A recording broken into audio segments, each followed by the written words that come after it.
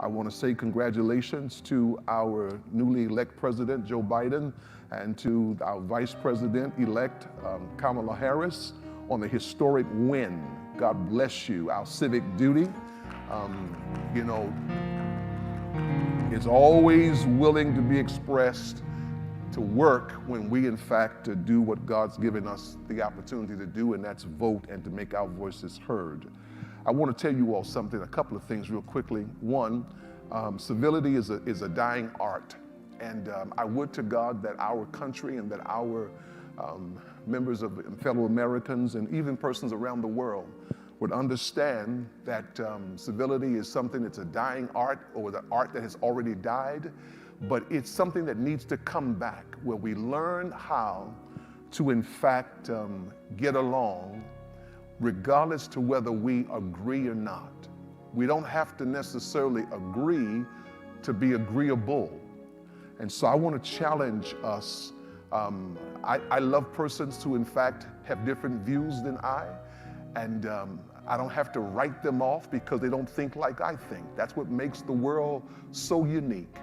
And so I want to challenge you as we are trying to heal our nation from all of the divisiveness that has sought to have come in and taken a part of our lives. It's okay to be different and to disagree, but you don't have to hurt me in order to have your position to become valid. I'm also grateful today for the second highest office being filled by an African American. I know that she has an Indian parent, but they consider her African American. And y'all, let me just tell you why I'm happy. I'm happy because she didn't necessarily go to Harvard, and she didn't necessarily go to any Ivy League schools, but she graduated from an HBCU. I need y'all to understand that this is a major plug for HBCUs all across the world. Thank you for representing us in such a way. Now, I do believe this, and I want you all to hear me on this. My time is gone, but I've got to tell you all this. Listen, I need you to know that the work is now just beginning. We got a lot of work to do. Grateful to get them in office, but we have to hold them accountable for what our agenda, what our plans, and what's best for our country. We have to hold them accountable. Now, not just with the presidential election, but we also need to make sure that when it's time for us to do our congressmen, our senators, and our councilmen, and our judges, that we, in fact, are doing our due diligence, and we are just as strategic about making sure that people who go to Washington and do not represent our best interests, that we will no longer fund their salaries, that they're going to have to find another job.